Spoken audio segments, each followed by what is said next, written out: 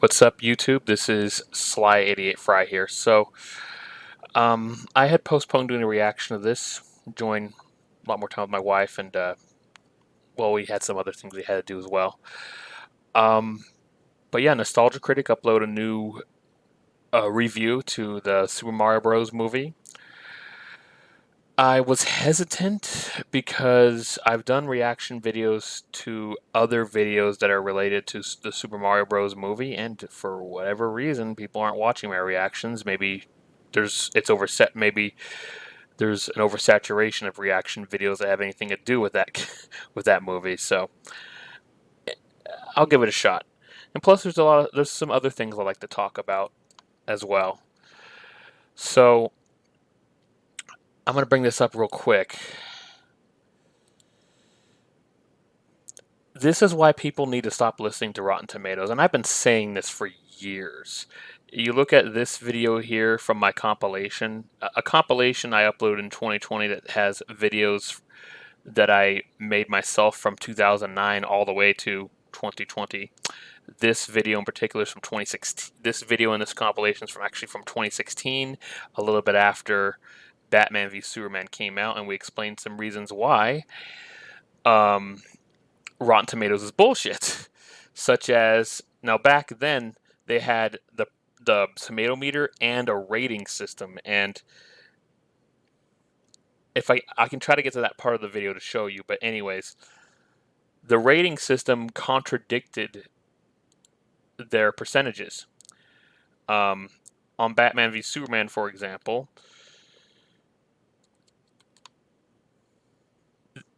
the critics overall gave it, I think it was a 4.1 out of 10. Now that's 41%, but the tomato meter still said 29% at the time. Now I think it's 27%. That doesn't add up. It just goes to show how incredibly flawed the site is. Let me just go over right now. I won't go over that yet, but check this out. So I disagree with both these scores. The audience score is probably exaggerated because it's a very simple and very easy to enjoy film. I personally would probably give the Super Mario Bros. Movie maybe an 80%, somewhere around there. It's a lot of fun to watch, but I wouldn't call it a masterpiece. Definitely not. But 58% is considered rotten. That is incredibly stupid. That's still above 50%. There's no reason that should be considered rotten. That still means it's above average. Above average is never something you'd call bad. So, another reason to say Rotten Tomatoes is a terrible website.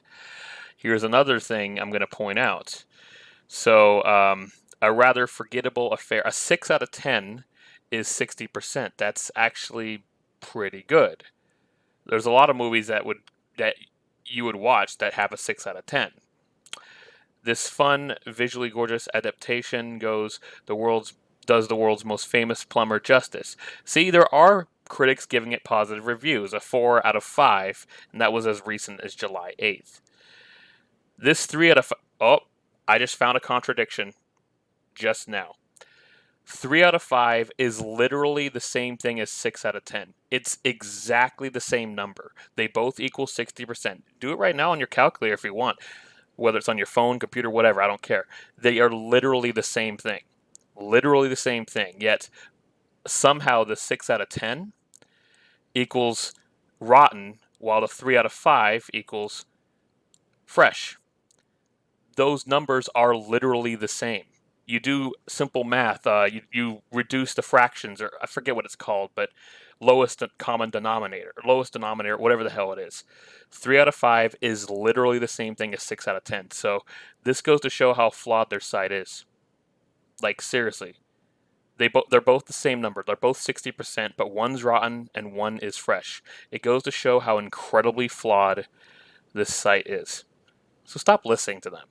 Here's Metacritic. There's some other stuff here. Um, yeah, this is mostly mixed. More positive than negative.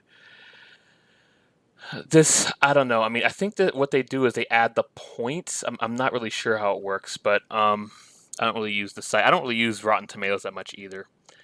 But look at these scores. How does that work? They're so high, yet the total is so low.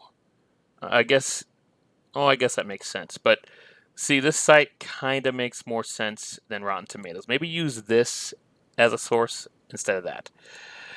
And then, of course, there's the inconsistency here. 46, which is 46%. 8.3 out of 10, which is 83%, because the users, audience like it more.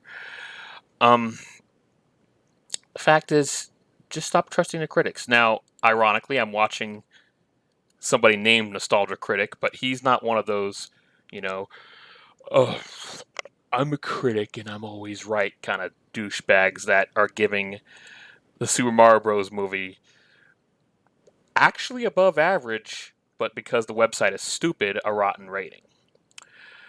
So let's get started finally. I've been talking a little while, and I was going to watch this, but what the hell? Why is it an hour long? These are supposed to be shorter. So anyways, hopefully everything runs smoothly. Sometimes I have issues.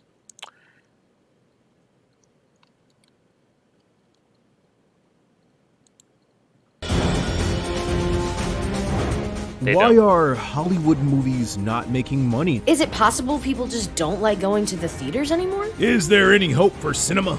Will anybody go to theaters when you can just stream at home? Big budget movies are failing because there's no good films anymore. The problem is, Hollywood doesn't want to make good movies, so why would people want to leave their homes to see them? Well, of course those two movies bombed. They're cartoons. Mamma mia!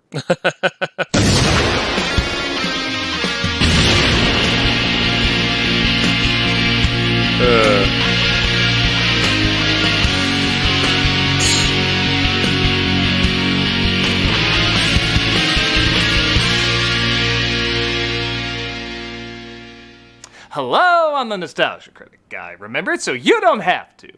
With the curse of video game movies being plagued for so long, one does have to ask the question, was this really so hard?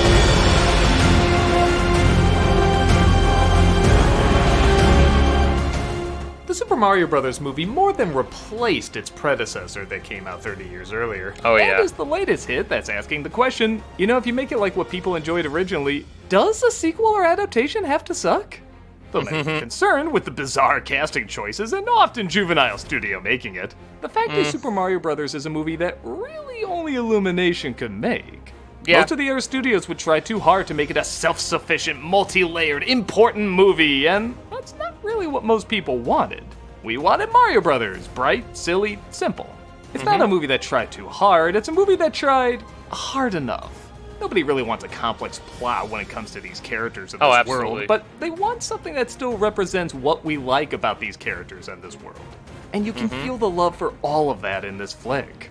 It famously didn't get much praise from critics, but it's hard to say it really got trashed. It still technically has the majority of critics liking it, but... Exactly, it's just the website is fucking stupid. That's above average, that's not rotten. It's just not the overwhelming majority. It's not that surprising. I mean, if you're an adult who didn't grow up with Mario Brothers, I don't know how entertaining this very clear Nintendo commercial is gonna be. But there's been other clear commercials out there we've gotten into and found a lot of charm in. With that said, Yeah. is it perfect? Lego Movie's a good On me example. song reference of no. It still has problems like most Illumination films do, but I think fans agree when they think of what a Super Mario Bros. Movie would be like, this is about as close as it gets. So what are the strengths, weaknesses, and earworms we're still trying to decide if we're sick of or not? Well, let's take a closer look. This is Never Going Back, the Super Mario Bros. Movie. Yeah, that previous one, nope. This one's great. Yeah, this movie's already trying to show up Disney saying, hey, we can dick up our castles as much as you can. Nice. One of the most enjoyable elements for any fan is how well the music incorporates the Nintendo themes. Brian Tyler is a crazily underappreciated composer, and he did a damn good job working in Koji Kondo's music while still keeping it cinematic. That is awesome, yeah. Does this thing work?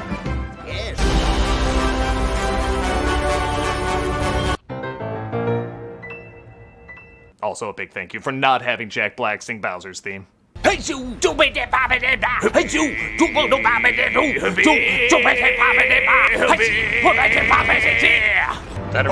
the gates! On that note, as I know a lot. Was that a reference from like the cartoon or something? I've barely ever seen it. I mean, I was born in 1988, so I should have seen, some of the cartoon because I know they showed some episodes in the 90s, but I literally watched like maybe a total of 3 episodes. I mostly stuck to watching Nickelodeon back then. People have said Jack Black is probably the best casting choice in the movie. Yeah, Do he is. you yield? I do not.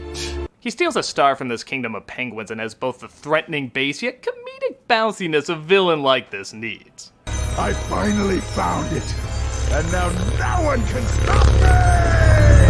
Nobody except a callback to an 80s show with Bad King that technically should have keyed Luigi out too. Kevin missed opportunity. We're the Mario Brothers, and plumbing's a game. We're not like the others who get all the fame. Well, it's no Dick Ray.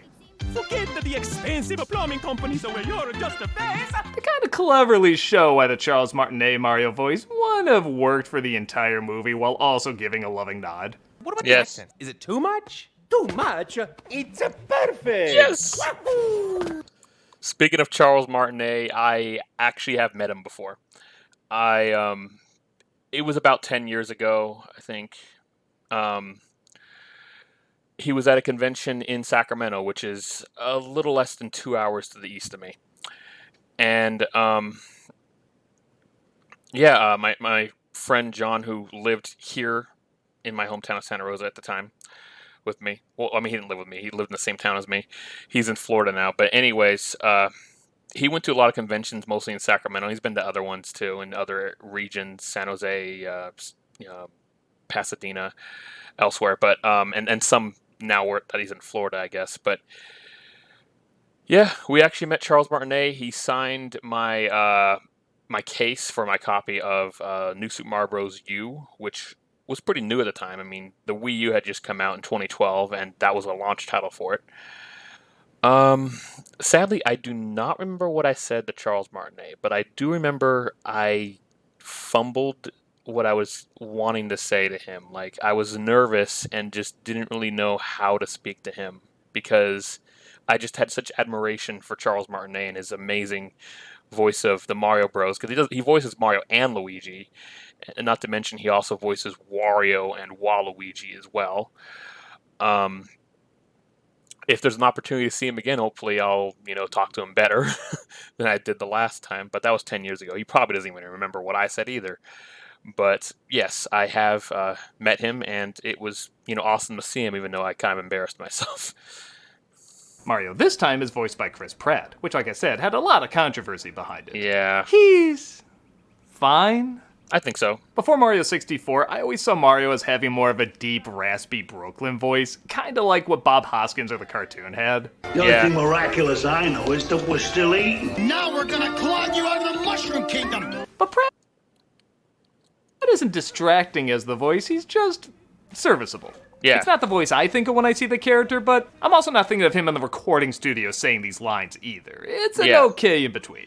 I am so glad we spent our life savings on this commercial. That is not a commercial. That is cinema. Not true. Critics also reviewed that commercial and disliked it just as much. No. That's just a screenshot of the actual scores for the actual movie and just went on Photoshop and put that in there. But that's pretty funny. Especially considering how obvious it is. It isn't the commercial when you still put, let me show you this. He still put the movie's runtime in there. He actually didn't change that.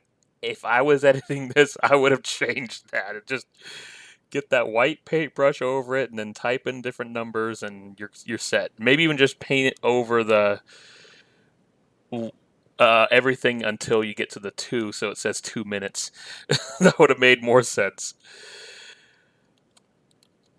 Yeah, but it's a good effort. Much. Our mom called and she said, "Oh boys, that's the best commercial I've ever seen." Charlie Day plays his brother, Luigi. He's fine. Okay, so I agree that Chris Pratt was fine. He wasn't great, but he was serviceable. He wasn't bad. I think Luigi actually was pretty solid. I think so.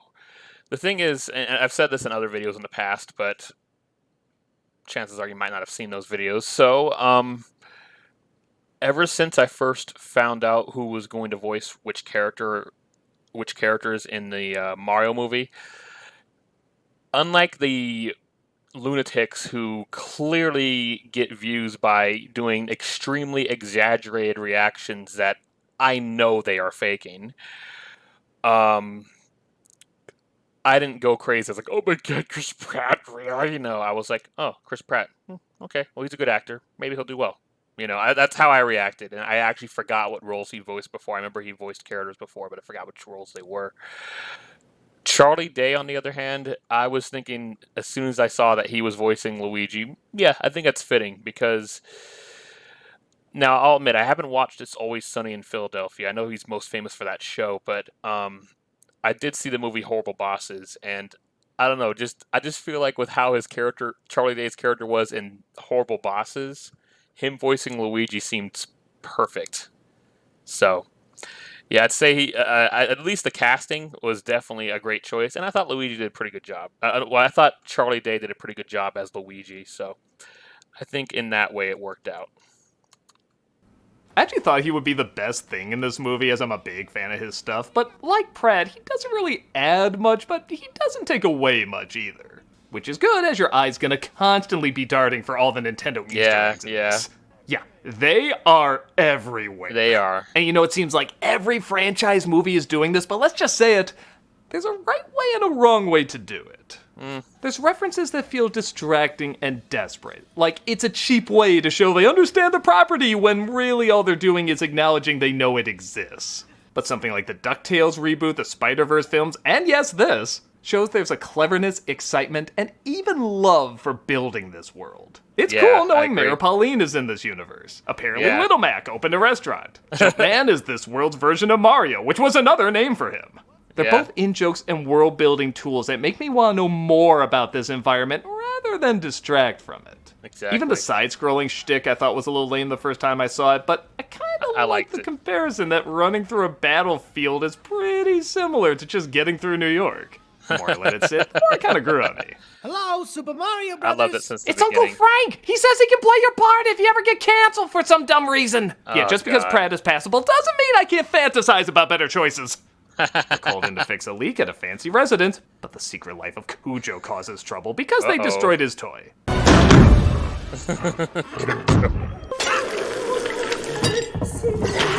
So this is another example of the movie working just well enough. If this was only them fixing this leak and water going everywhere, it wouldn't be funny. But the addition of this incredibly expressive dog obsessing over their demise adds the right amount to make it pretty humorous. It's not hilarious, but it is funny. It works. Found the problem. The job obviously doesn't go well, and we see them go home to their family ashamed. Hey-o! What were you thinking with that commercial? They give an Oscar for worst actors? What'd I do? They're called Let me get this straight. Mario is seen as an Italian stereotype, but nobody had a problem with animated Moonstruck here? Your day job. Oops, he already did. Well, it's better than the original script. Literally, it was just an entire page of everybody going, "Hey!" Oh, that Charles would be Martinet terrible. also voices Mario's father, which is, again, not only a nice in-joke, but allows people who think he only does Mario's voice to see he can play different roles. You don't leave a steady job for some crazy dream. And the worst part, you're bringing your brother down with you. Nah, he's just upset because he never became the golf star he always wanted to be. Seriously, you don't have to stand far back to even notice that one.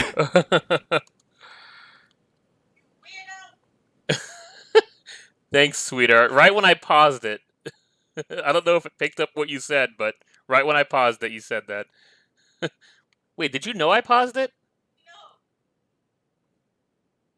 You're incessant laughing, you little weirdo. This is funny. I'm enjoying it. Maybe you'd like to watch Nostalgia Critic sometime.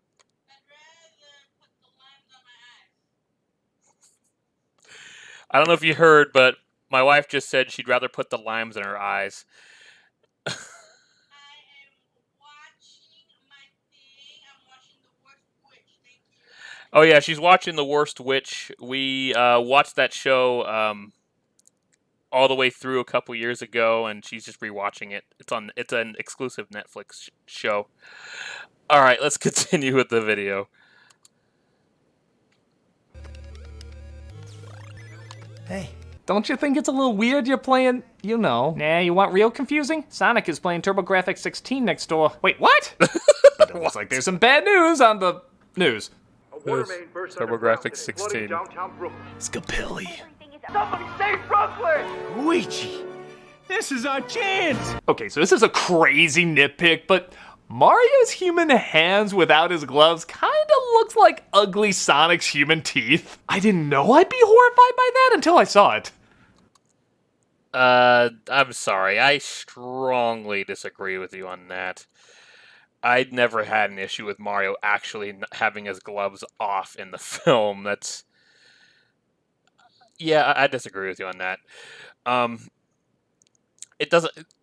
Ugly Sonic's teeth are way, way worse. Like, by far. I don't know. Maybe it's just him being his character. I don't know if he really thinks that, honestly. But, what was I going to say? That joke about the TurboGrafx 16, that would be pretty odd, yes. Most people probably don't know this, but during the 16-bit era, that is the early 90s, with the Super Nintendo versus the Sega Genesis, or if you're not in North America, the rest of the world, it's the Sega Mega Drive. There was actually a console that existed before Sega's 16-bit Genesis / Mega Drive, and that was the TurboGrafx 16 by NEC and Hudson Soft.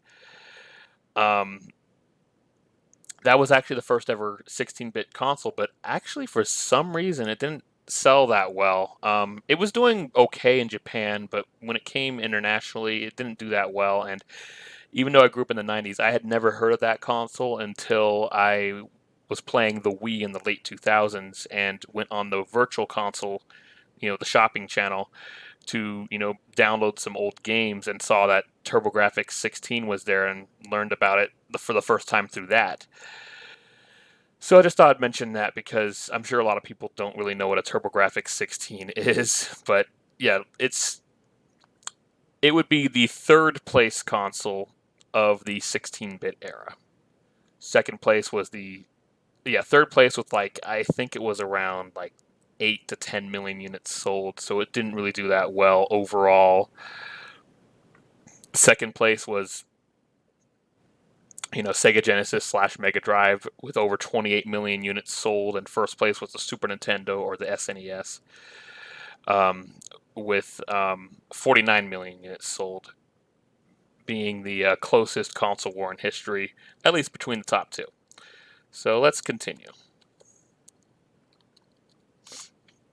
Mario tells Luigi they should fix the epic leak, so they head into the sewers. We gotta get to that pressure valve! I don't know, Mario. This feels very teleporty to me. I'm getting the Warriors of Virtue or something worse vibe down here. Oh, no. Luigi continues to feed his green fetish, getting sucked into a mysterious green pipe and taking Mario with him, separating them along the way. I'm taking you to see the princess. She can help you. Keegan-Michael Key plays Toad. He's not this. Here we go! I'm glad he's not that. If he was, it would get draining and hard to hear throughout the movie, because Toad is in a lot of the movie. If he sounded like that in the movie, it would have been hard to listen to. I think it would have been actually worse than Mario having that Italian accent the whole movie. It would have been worse if we heard Toad's "Are you ready to play?" guttural voice thing. It would be impossible. It would be so hard to hear that the entire movie. So I'm glad he didn't sound like that. I personally think the choice of Keegan-Michael Key worked. He's a good voice actor. He replaced was it CeeLo Green to voice was it Murray? Is that the name of the mummy in the Hotel Transylvania films? And he was good. I actually didn't even notice that it was a different voice actor. But yeah, so he's good, and I think the voice he did for Toad works for the sake of the movie. The Mushroom Kingdom! Mushrooms, really? Now that is a cruel twist of fate. Not since Popeye hating spinach have I wanted a bigger reaction but didn't care. I don't know if liking green eggs and ham can be an arc. Why not mushrooms? I need to see the princess. I never heard of any princess. Oh, wait, I did. Our princess, though, is in another castle. The Thing! He said The Thing! Yeah, not all the callbacks are good.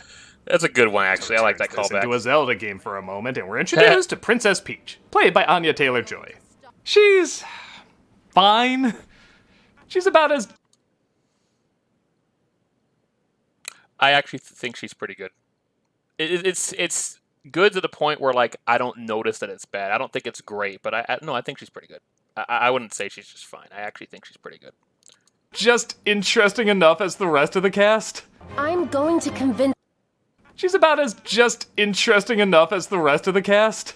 I'm going to convince the Great Kong Army to help us. I will admit, I was a touch concerned the plot was about saving Luigi instead of her, as, yes, it is a pain she always has to be rescued, but then again, that is the trope, save the princess. It's like one of the oldest tropes there is. But first off, there are several versions of Mario that play with that trope. Exactly. Yeah, good reference. Super Mario Brothers 2, back in released the year I was born, 1988, and she is a playable character and the favorite of a lot of people because of the fact that she floats in the air when she jumps for several seconds, so she can jump farther.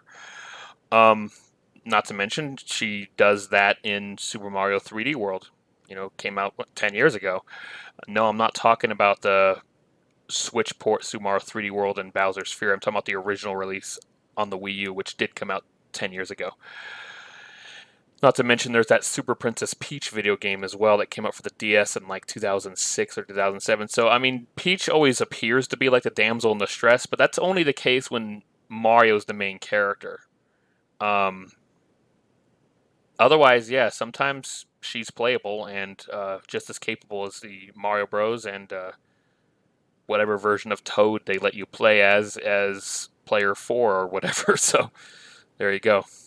My favorite being in the old Nintendo Power comics where she's kidnapped, breaks herself out while Mario breaks himself in, he gets kidnapped, she has to save him, and then they both get kidnapped and they have to figure out a way to save each other. That's a fun spin on the idea, and I like how if you really think about it, she's basically training him how to rescue her later. Exactly. Okay, it's nothing brilliant, but it's creative enough. Second, Mario and Luigi grew up with each other. They already have a connection. There's already an incentive for Mario to save him. Exactly. It's clear they want a romantic relationship between Mario and Peach, and you can't build that if they don't spend time together. Plus, with Luigi's newer personality being a scaredy cat, I think this works okay. I think so too. Their mad king doesn't make alliances. The Kongs will never agree. Anyone who doesn't laugh at how seriously that line is delivered does not get why this film is supposed to be funny. I understand why that's funny. I didn't laugh, but I understand why that's funny. I think a lot of you will agree with me on this. That was a missed opportunity for Toadsworth. I don't know why they didn't include him there. They just put that other guy in there. Maybe he'll be in a later movie or something, but that was an opportunity to include Toadsworth. I kind of shocked by that. Crap, there was actually something else I was going to say, and I can't remember what it was.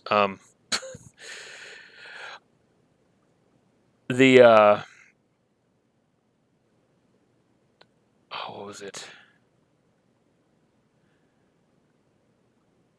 Yeah, the Mario and Peach not being romantic, I think is great because it would have been rushed since they had just met. It would have been very rushed if they tried that in this movie.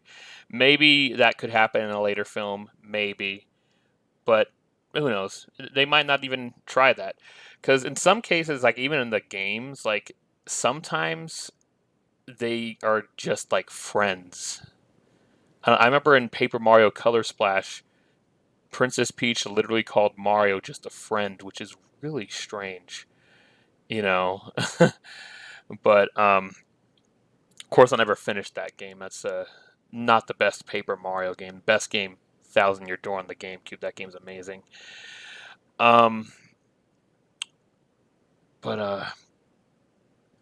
Yeah, the idea that having Luigi needing to be rescued, I think, is actually a pretty interesting twist. You don't ever actually see that in the games, which is kind of a surprise. You'd think by now there'd be a Mario game where you have to rescue Luigi, but the only time that ever happened was actually in the Yoshi's Island games where, baby Mario and baby Luigi are separated, but, baby Luigi's taken by Kamek, and Baby Mario is helped by Yoshi, and they find Baby Luigi with the stork. So, and after defeating Kamek and Baby Bowser. Anyways, let's continue. Mario tells Peach about his missing brother, and because she hasn't seen a human in years, she takes pity on him and invites him to help out. How am I supposed to do that? With the power-ups. They give us special abilities. Yeah, I love they don't even try to explain the logic of power-ups or the lore or the backstory or stick Mario in a car for an hour. Everyone knows it's a video game movie. Just be a video game movie. Exactly, But that's it, 2023. Stop trying to ruin I Need a Hero for me. Nobody's gonna top Shrek 2. They own it. Stop trying to top Shrek 2! Yeah, I agree. Actually, that's kind of funny he mentioned that, because I just recently rewatched the Super Mario Bros. Movie with my wife just last week. We rented it on Xfinity, and she said the same thing, that you just can't beat I Need a Hero in Shrek 2. The way it's done in that movie is just the best by far. It's probably one... I mean, the I Need a Hero scene in Shrek 2 is one of the greatest scenes in all of cinema, all cinematic history. I don't care if you're even into animation or not. It's just that good of a scene. And the song is perfect in that. He does well enough, and they decide to journey to the Kongs to see if they'll join their battle against Bowser. You know, why do the rulers in this world put their faces on everything? You know this is a Mario movie, right? I'm Nintendo's Mickey Mouse. I'm the cash cow. I will protect you. A toad brave enough to join me. Wow, how has this world not gotten taken over yet? For that matter, I just realized his name is Toad, and yet they're all called Toads? Yeah. Just don't hurt my toads! Is that like when you meet a guy named Guy? You know it's stupid to think about, but it's all you can think about. Guy. Summer is here, and everybody's getting into the latest dance crazes. Look at this boy here. He's doing the 22 skadoo hullabaloo scooby-dee-doo-be-doo-be-doo. Of course, these dance crazes have nothing on the hottest dance of the year, Factor. Because you might be looking for wholesome, convenient meals to support sunny, active days. And Factor, America's #1 ready-to-eat meal kit, can help you fuel up fast with flavorful and nutritious ready-to-eat meals delivered straight to your door. It's a kind of dance, a dance with nutrition, and a dance with your wallet, as you'll save time, eat well, and stay on track reaching your goals. Look at this group. They're doing the Michigan Mash Hot Potato Splish Splash Sponge. You can see why it's called that name. And you can also see why Factor is so convenient. Skip the extra trip to the grocery store and the chopping, prepping, and cleaning up too, while still getting the flavor and nutritional quality you need. A puppy! Factor's fresh, never frozen meals are ready in just 2 minutes, so all you have to do is heat and enjoy, then get back outside and soak up some of the warm weather, as well as some of these dance moves. Look at this one. It's called the skirt that moves before the dancer does. It's difficult to do, but there is no advantage or reward. Looking for calorie-conscious options this summer? Try delicious dietary and improved calorie smart meals with around or less than 550 calories per serving. Here's a fun little step called Frank. You need extra boost to support such a dance number. Luckily, Factor has you covered. Try Protein Plus meals with 30 grams of protein or more per serving. Look at this baby. There's no name for what he's doing, it's just disturbing. Factor is awesome. They offer delicious flavor-packed options on the menu each week to fit a variety of lifestyles, from keto to calorie smart, vegan and veggie, and protein plus. I don't know what this is. Call me if you have information on it. With Factor, you can rest assured you're making a sustainable choice. They offset 100% of their delivery emissions, source 100% renewable electricity for their production sites and offices, and feature sustainably sourced seafood in their meals. This man is doing the traveling through time. It looks difficult, but it is actually impossible. So head to factormeals.com/nostalgia50 and use the code nostalgia50 to get 50% off. That's code nostalgia50 at factormeals.com/nostalgia50 to get 50% off. You too can be hip, gnarly, and keen. That frog is French. No more questions. So in case you're wondering, yes, I include the ads in my reaction because... Well, when my channel used to be primarily reaction videos from 2020 to like early to mid 2022, I got complaints in the comment section that I was always skipping the ads, so I decided to include them because people actually, for some reason, want to see me react to the ads. And okay, I'll point this out. That was actually really funny. Doug Walker's actually quite good at doing ad breaks in his videos. Some people are not. I'll name an example. I think James Rolfe, known for Angry Video Game Nerd, his channel is Cinemassacre. His ads are not very good. He puts them. He typically has that animated AVGN intro at the beginning, and then you expect to start the video, but instead, right after that intro, he does an ad, and the ad isn't even that interesting compared to what you can get from other users. Ryan George, for example, who's hilarious, he's probably more known for the Pitch Meeting series that started out on Screen Rant, but now on their own channel called Pitch Meeting. But Ryan George does, in fact, have his own channel, which I think his original comedies are even funnier than Pitch Meeting. But anyway, on his own channel, he does something called, he does his own series within the ads called The Adstronaut, and it's really funny. It's always at the end of the skit as well, so you don't have to be interrupted. But yeah, Doug Walker does it well, doing it, mid-break, so you can still see it, and, makes his own skit for it, which I think people who do ads should do. Probably if I could actually get any brands to sponsor my content, I'd probably do something similar. Which is odd because, I have over 7,000 subscribers, and I found a channel with, only over 1,000 subscribers be sponsored by Temu, so I'm like, how does that work? Anyway, let's continue with the video. Doug plays God of War for the first time every Friday on Twitch. We also have content 5 days a week. Why do you phrase it that way?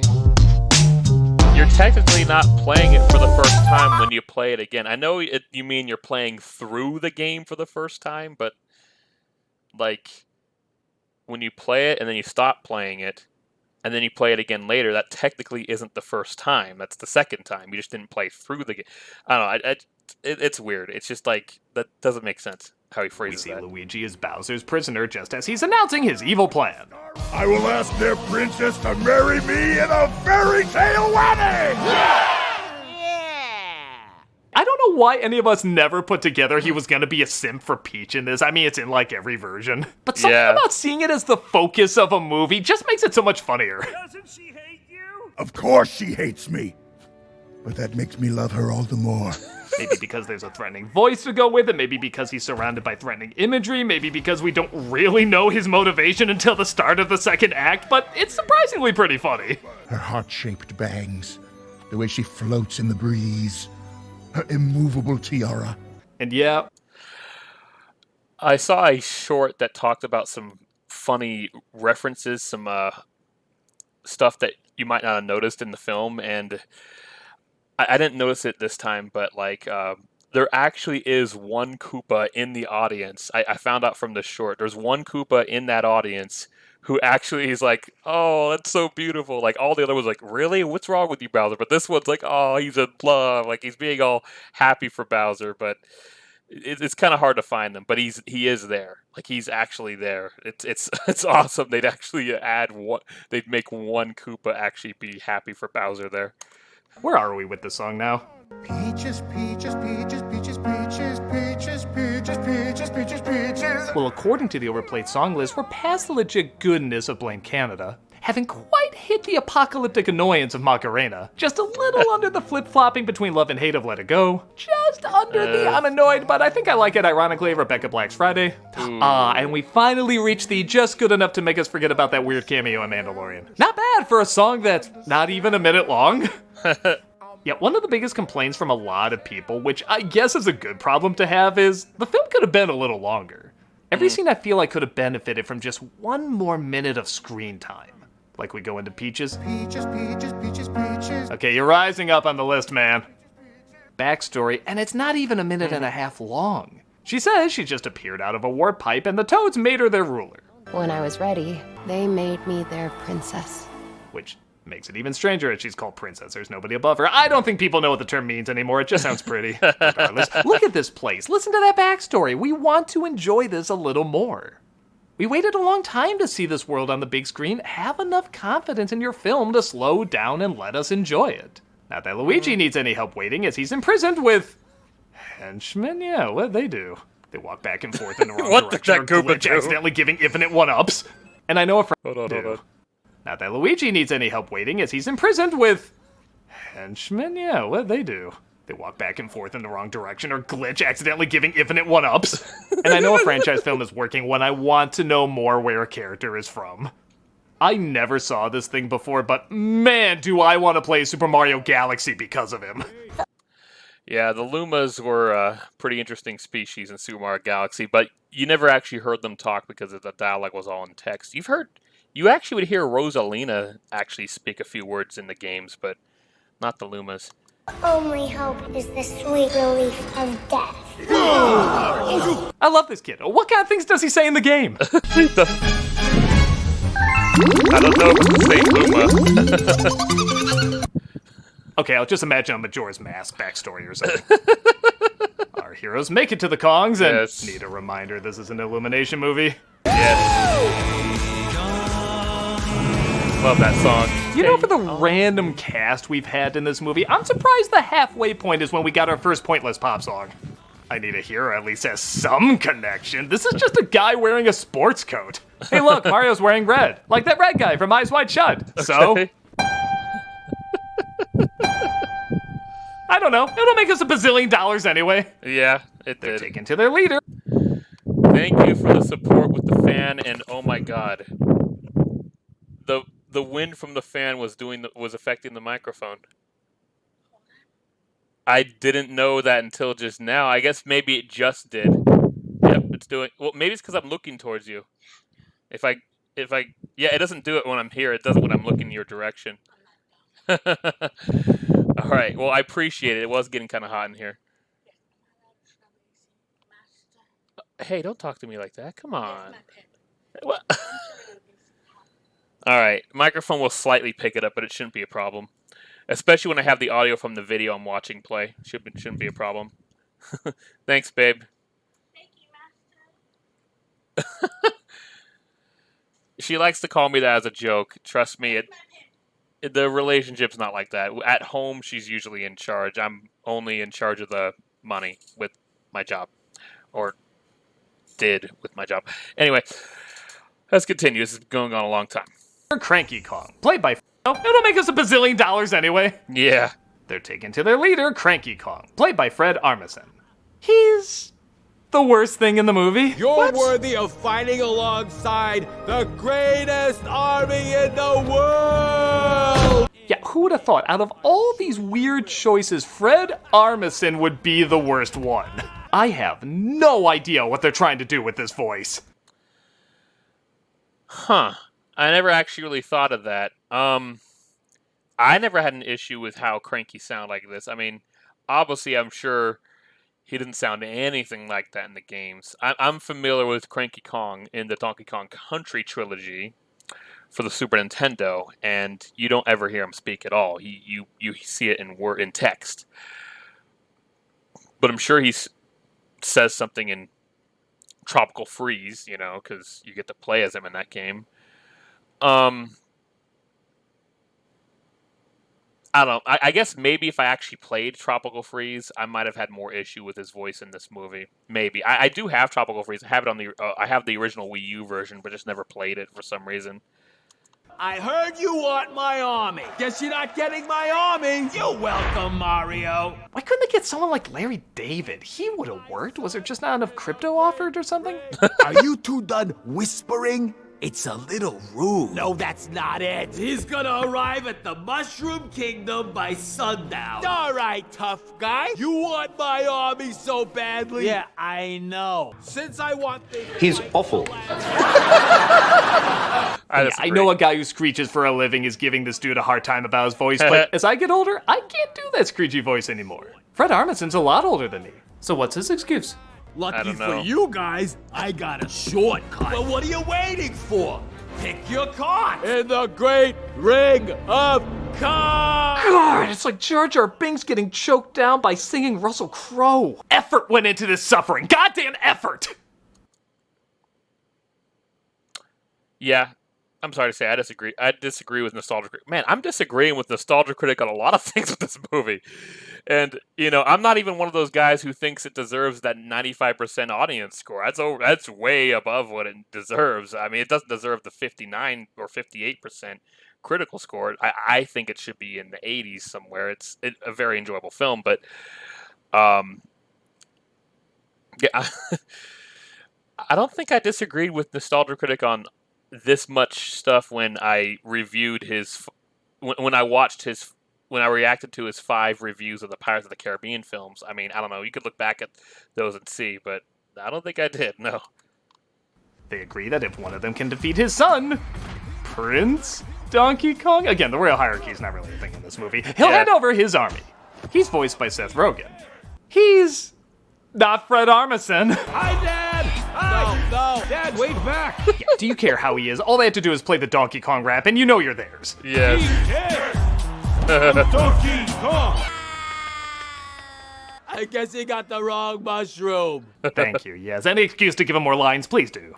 Okay. Kong makes the Arthur fist and starts beating the crap out of Mario, but Mario gets a power-up, turning him into... Meowrio. I don't know, I'm not proud of that one.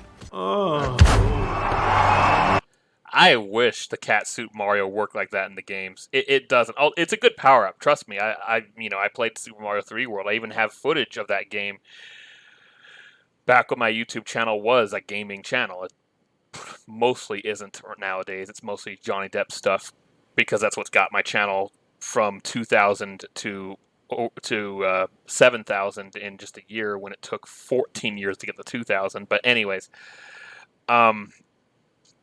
when it was a gaming channel, I did have Super Mario 3D World footage, so I know for a fact the cat suit is actually quite a good power-up. You climb up the walls, although there's a limit of how high you can climb.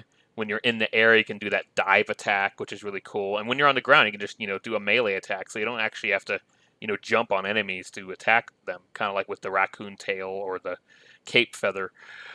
But, no, you don't get the cat-like reflexes that Mario gets in the movie. If you did, though, in the games, that would be really cool. But no, that is not the case. But, it was a cool idea,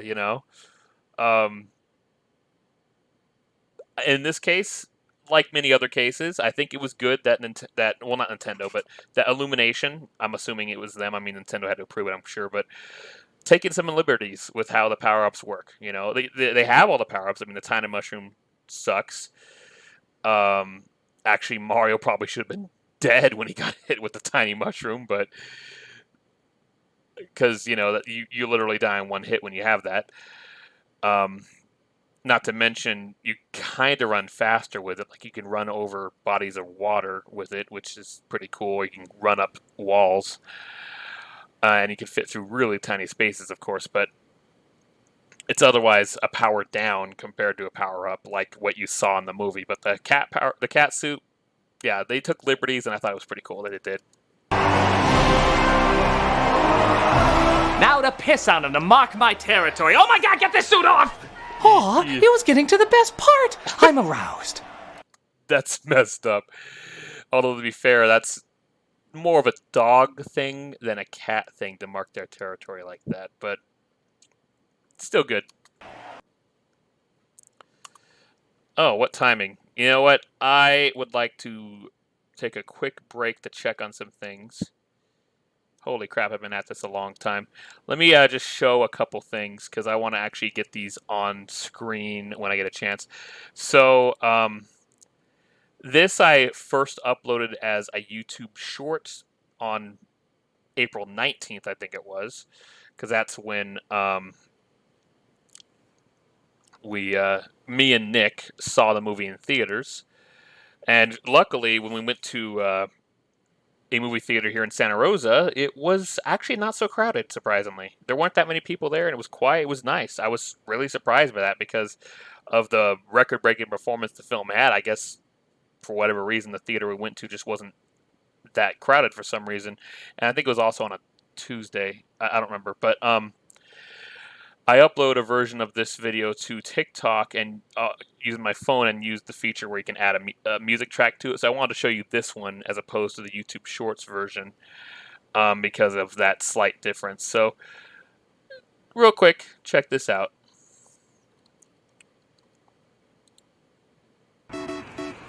What's up, everybody? We just got back from watching the Super Mario Bros. Movie, and I gotta say, it's really awesome. I love all the references they made, whether it's music or anything you've seen in the games. Yep, and for... Why won't this stupid thing get out of the way? It's so annoying. Get out of the like way. Me, who I don't want to play a lot of video games. This is... I don't want to see that button there. God damn it. TikTok on computer is stupid. It isn't always. I actually usually have it running well typically, but it seems like it's stupid when it's my own video. Why don't I try this? But look how small this is. Oh my god. That is annoying. Alright, let's see here. Alright, well.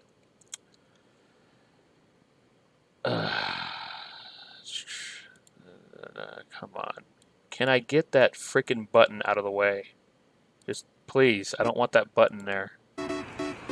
What's up, everybody? It's so annoying. The button is completely in the way. What's up, everybody? We just... Alright. I guess we'll just try to ignore that. Because if I do the other view, it's really small.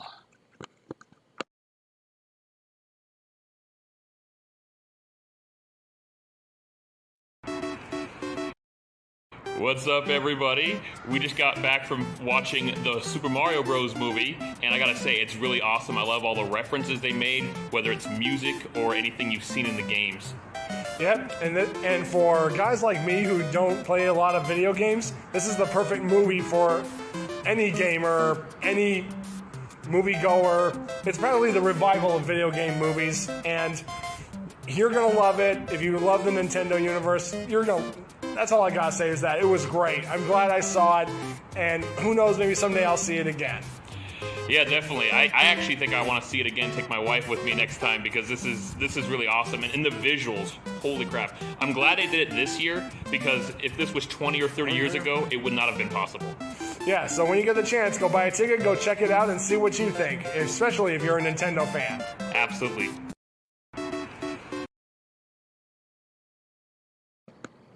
Okay, so there's that. And also, before we continue, I think I'd like to try to get to that part of the video that I consider to be kind of important. So let's see here. You know what's bullshit? Rotten Tomatoes. Yeah, and you can see there, like, their rating is considerably lower than Metacritic or especially IMDb. I'm just going to try to skip ahead to where I'm trying. No.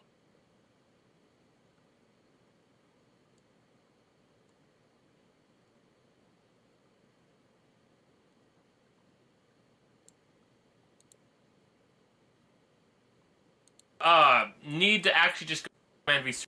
It's not to make thinks 76 huge dicks. Revenge Transformers. Just normal everyday people and these critics. Transformers, the first film, 57%.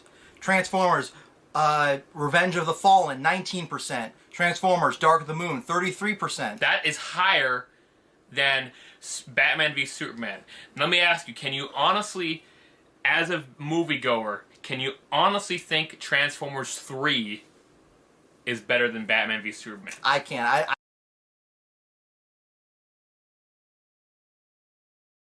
I've seen with no character. That sucks. I saw the trailer that over a racial. Why did they do that? It's Michael. There's. We'll just show you a bunch of screenshots right now. As you can see, these Marvel movies, some that fans didn't like so much, are getting high praise by the critics on Rotten Tomatoes by the audiences. Some of these DC. This is what I wanted to show you. You see, 4.9 out of 10. So I actually got the number wrong. It was 4.9 out of 10. That is 49%. To say that it's 28% goes to show how incredibly flawed their system is. It's a very bad system. So I'm hoping there'll be a day that people just stop paying attention to Rotten Tomatoes. It's an awful website. It's run poorly. Their score system does not make any sense at all whatsoever. I mean, that's probably why they got rid of that average rating thing, because they realized how contradictory it was compared to the actual tomato meter, because 4.9 out of 10 is 49%. It is not 28%. To say that it's 28% means that you don't know what the hell you're talking about. You have a format that's incredibly stupid. My friend John, who's in this video that I'm showing here, he's the one who was in the middle.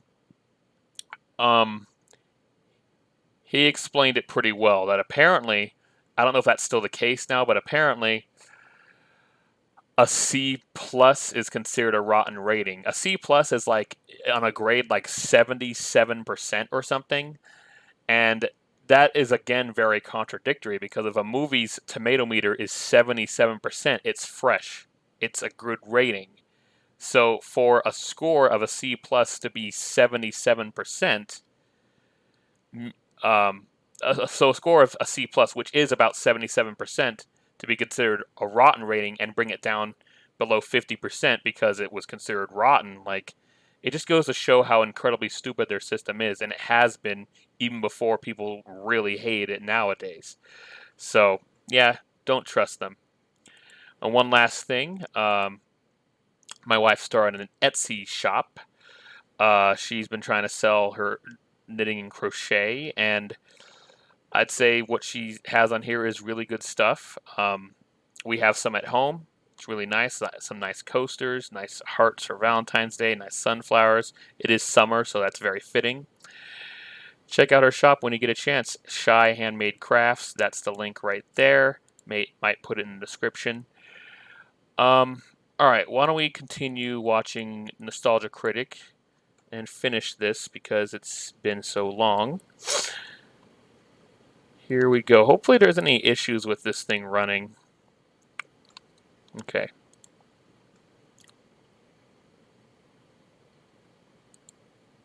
The Kongs join their army and they take their carts to Rainbow Road to try to ambush Bowser, who is clearly distracted.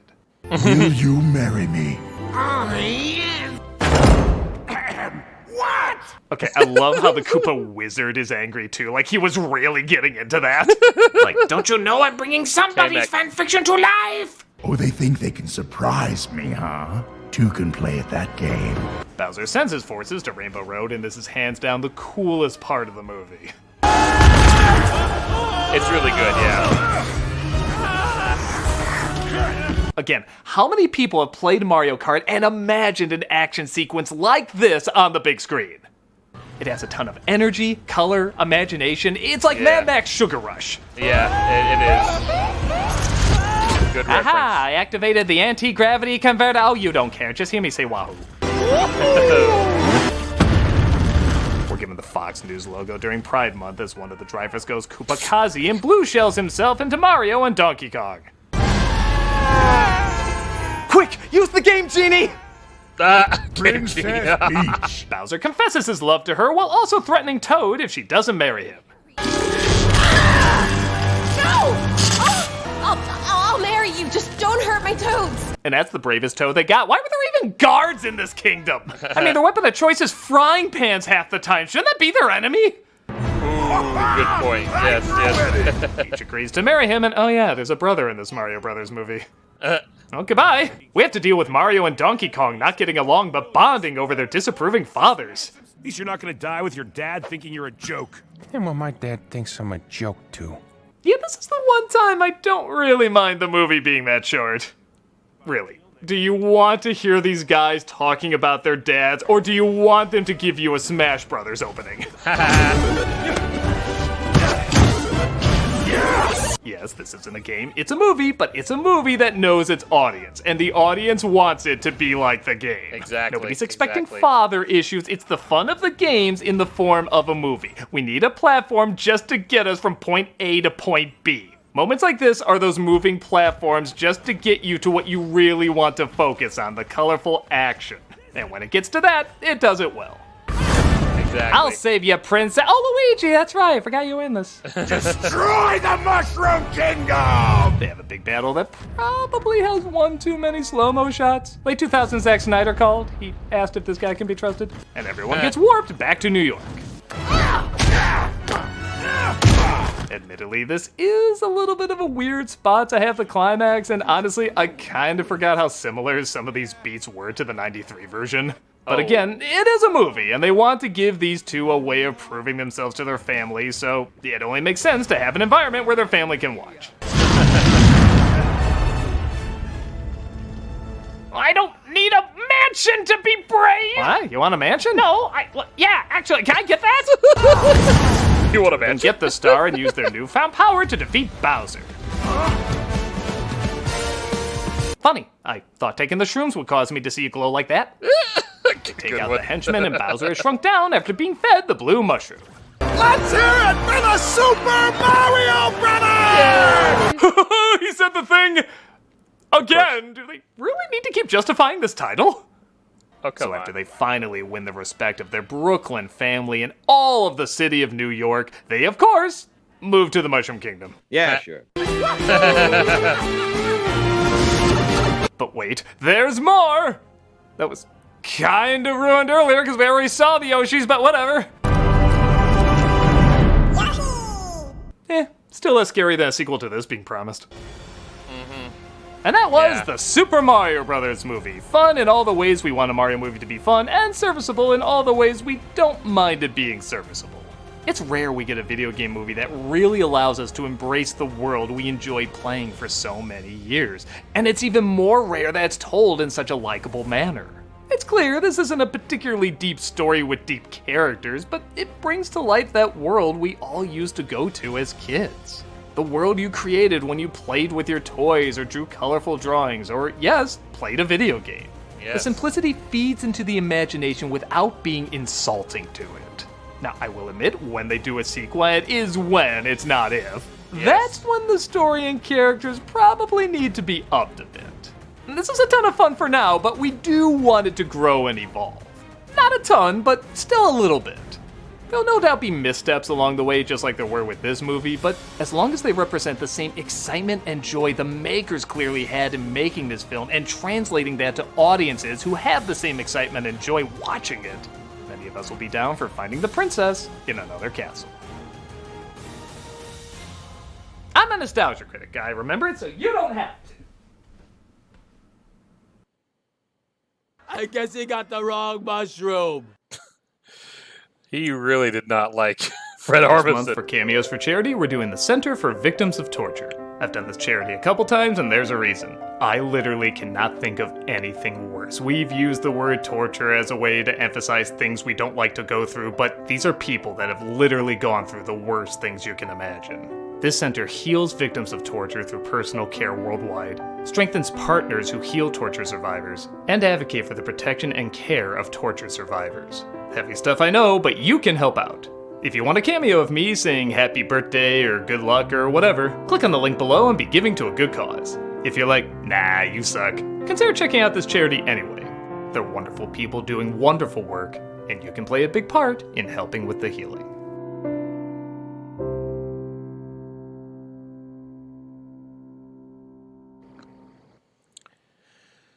Okay. Well, sorry it took me an hour to get through the whole thing, but I just had a whole lot to say. So, that was an entertaining Nostalgia Critic video, as per usual. I mean, I'm sure there have been some duds, but I don't watch every Nostalgia Critic video, so I wouldn't actually know which ones they were. Oh, actually, now I remember. I did not like his review of Full House, but that's the only one I could literally think of off the top of my head. But anyway, yeah, really well made video from Nostalgia Critic talking about the Super Mario Bros. Movie, showing some great footage from it, and yeah, I really liked it. enjoyed it all the way through. I love the jokes he made. I love the references he made. Just like how the Super Mario Bros. Movie has a ton of references to the actual video games, the source material. So anyway, what do you guys think about the Super Mario Bros. Movie? Do you think it deserves that insanely high audience score? Do you think it deserves that just above average critical score that somehow counts as rotten? Or do you think it's somewhere in between? I think it's in between. I consider it maybe about an 80%, in my opinion, because it's an enjoyable movie, an entertaining movie, but like even a lot of people who love the movie agree that the pacing is really quite quick. Like you have to pay attention the whole time because it's just so fast. Jumping from one scene to the next. Which is ironic because the Sonic movies didn't do that. I don't recall them being that fast paced. Yet Sonic is fast. Like I don't know. And actually, there's a question I've been curious about, and I've been curious about. What do you think is actually better, Sonic the Hedgehog 2, the movie, or the Super Mario Bros. Movie? Because I think that's actually a pretty good debate there. They're both good quality, in my honest opinion. Both have their ups and both have good and bad things. Oh my.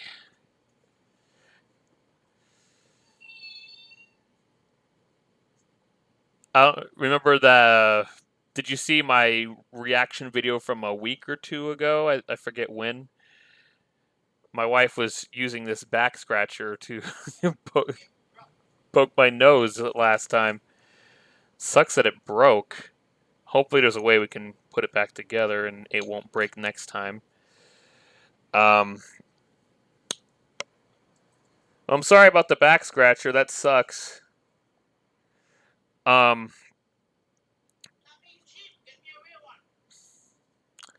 Anyways, I think there might have been some other things I wanted to mention while doing this review. I just can't think of it all. Oh yes, Hollywood is most definitely in trouble for sure. I'm considering live streaming again. I'm not in a position to work at the moment, which really sucks. But hey, the positive news is I've been enjoying a lot of time with my wife. We've been binging Grey's Anatomy and watching some movies here and there.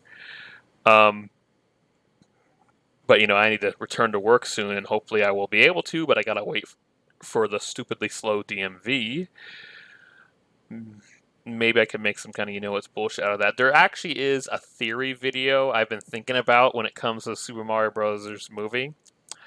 The current one, yes, the new one. But I don't want to say the theory out loud because if somebody is watching, they might steal the idea, and since they have more time on their hands than I would, probably make it before me. So that's something I think would be worth trying out. Some idea having to do with the Super Mario Bros. Movie. There was also a theory video I had thought about years ago that I haven't started, based off of Family Guy, actually. So I'm a little disappointed with the position of my YouTube channel right now because it got to 7,000 subscribers. It's now above 7,100, but I'm seeing it, and the analytics are literally saying it. The gains I've been getting have really slowed down, and the views I've been getting have really dropped a lot. Even though the quizzes I've been putting up on my channel have been getting a lot of answers, and definitely attracting some people to the channel, but sadly, even my Johnny Depp shorts lately haven't been getting as much traction as they used to, which has disappointed me a lot. So I'm still going to keep making them because that's what's actually helped my channel get to where it is, get to the boost it had. Especially in May and November. November was crazy. I think I got over 1,000 subscribers in that month alone. And then May, it was about that much as well. It was almost as good as November. And then June, it just dropped a lot and was kind of like average. And now July, it's sucks. So I don't know what the deal is. I'm hoping my channel hasn't peaked, but I am going to try new things. There was a series I had thought about doing for years and hadn't done, so it's one that involves using a green screen, which I actually have no experience using, but I see a lot of people use the green screen, even people who probably aren't even as good at editing videos as myself, I think, that use green screen, so it can't be that hard. But oh, I remember that one thing I was going to say. So something that was mentioned in the text boxes that got blocked by the view analytics button that wouldn't disappear on TikTok is that Nick and I had talked about doing a full review of the Super Mario Bros. Movie, but we hadn't gotten around to it. We hadn't even started. We hadn't planned anything for it. We just talked about it and then just kind of dropped it. So more than likely that review is never going to happen, but maybe for the sake of having a longer video on my channel with more ad breaks, I might do it and hope it gets views, but it's highly unlikely it will. My Sonic movie review only has 500 views, but I uploaded that in 2021, so it was a year after that movie came out. I don't have a review of Sonic 2 yet, but that's actually still under consideration. I had talked with a friend of mine who runs a channel called Disjunct TV, and I did a cameo on his review. I did a cameo as an old character of mine called Dick. That's his name, and he is a dick. He's a dick to people. You'll see that character in my that video, that compilation I was showing part of with the Sci-Fi Productions compilation plus. I think I should rename that so it's easier to find. But anyways,